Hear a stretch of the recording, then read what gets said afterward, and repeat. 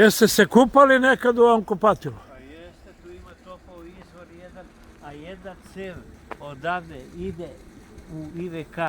Aha. Taj topli izvor ispod Nišave i IVK se napajao kožara i prala je vunate kože. A šta tu ima izvor tople vode? Tu ima izvor tople vode, nekad smo tu, žene su dolazili i prale su Da preru, vodu, da. a kupatilu je koristio da dogreva. Ta voda je isto topla kao što je ova na Dagbanjici.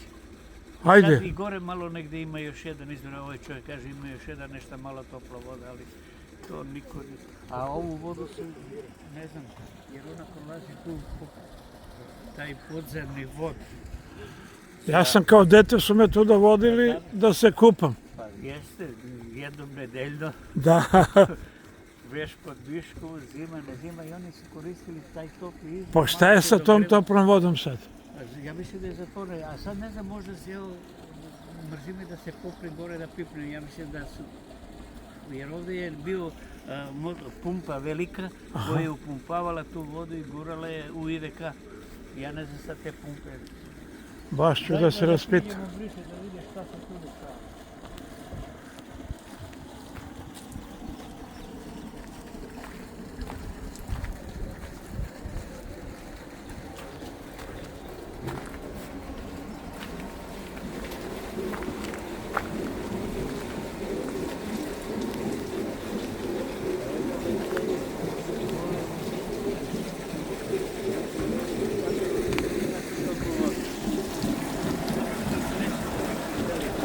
A stvarno li tu ima topla voda?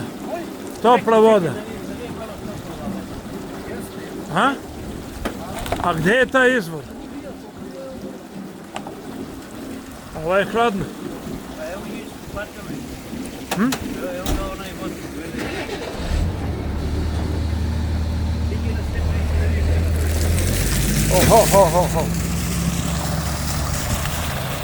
Ovo je hladno. Pa dobro, taj je malo hladan.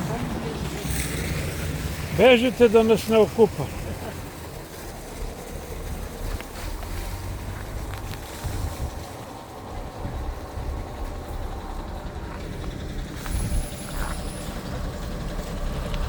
Da nam toplu vodu peru ulica, ko ništa drugo. A ovo je topla voda. A? Ali ona dole je još Je topla. li topla voda, šefe? A dole ima jedna topa, jel da? Ne znam.